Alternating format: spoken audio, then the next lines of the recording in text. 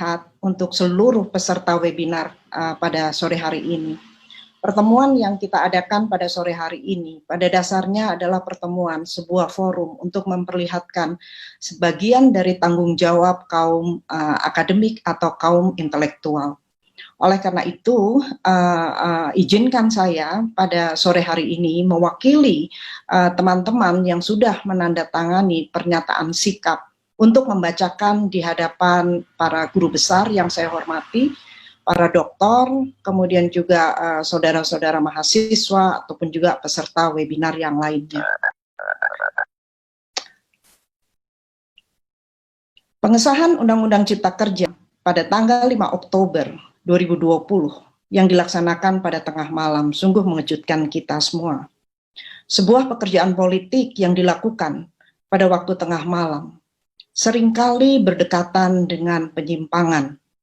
Tetapi juga pengesahan pada tengah malam menjungkir balikkan perspektif publik terhadap gambaran kinerja DPR dan pemerintah terhadap pembentukan peraturan atau pembentukan undang-undang. Biasanya DPR dan pemerintah lamban dalam membuat undang-undang. Bahkan undang-undang yang jelas-jelas dibutuhkan oleh rakyat malah ditunda pembahasannya.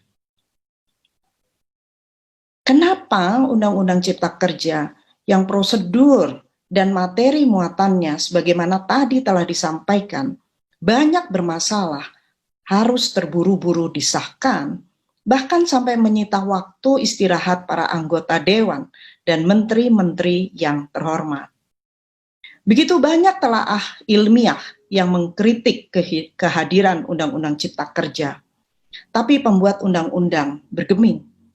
Lalu dianggap apa sesungguhnya partisipasi publik yang harus diadakan menurut pasal 96 Undang-Undang nomor 12 tahun 2011, Yungto Undang-Undang nomor 15 tahun 2019 tentang pembentukan peraturan perundang-undangan.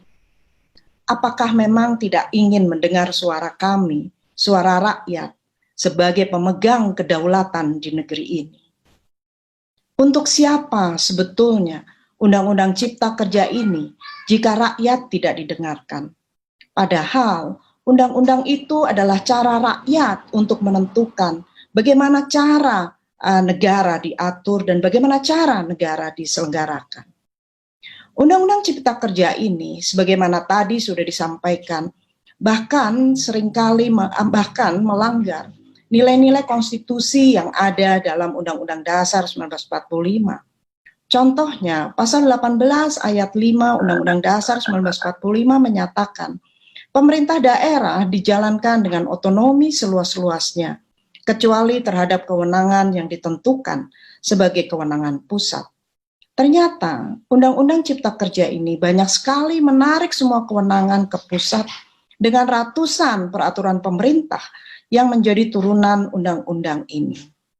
Peran pemerintah daerah dengan demikian seakan-akan dikerdilkan. Jakarta menjadi terlalu kuat, bahkan pendapat asli daerah bisa berkurang karena undang-undang inisiatif dari pemerintah. Hak-hak buruh pun, sebagaimana kita lihat kemarin demonstrasi terjadi besar-besaran, seakan-akan diambil alih dengan menyerahkan melalui peraturan perusahaan. Bagaimana relasi buruh dan perusahaan dapat adil jika buruh diwajibkan mematuhi aturan perusahaan yang dibentuk oleh perusahaannya? Jangankan hak manusia, hak lingkungan hidup pun diabaikan.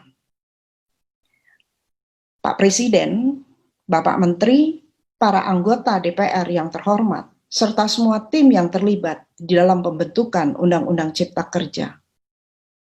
Ini adalah keberatan yang disampaikan oleh kami, para rakyat Indonesia, terutama dari kaum akademisi yang berasal dari berbagai universitas. Sebagaimana tadi sudah saya sampaikan, forum yang ada pada sore hari ini merupakan salah satu bentuk tanggung jawab kaum intelektual.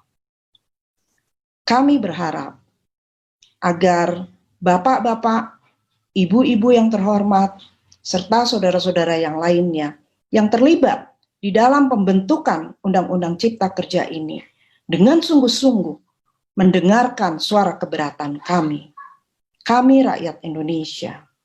Sebelum saya akhiri, saya ingin mengutip pandangan dari Muhammad Hatta, salah satu founding fathers Indonesia, yang mengucapkan pidato pada Hari Sarjana di Universitas Indonesia.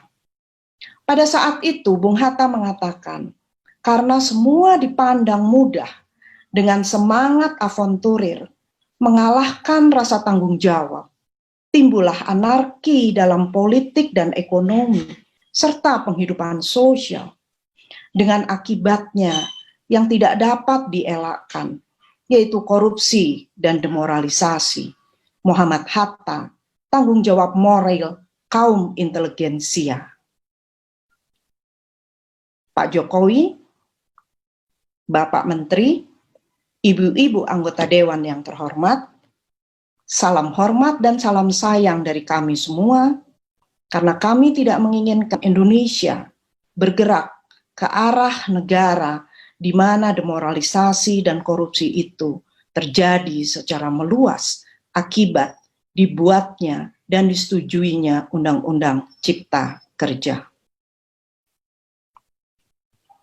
Para guru besar, perwakilan dosen, perwakilan dekan dari berbagai universitas. Wassalamualaikum warahmatullahi wabarakatuh.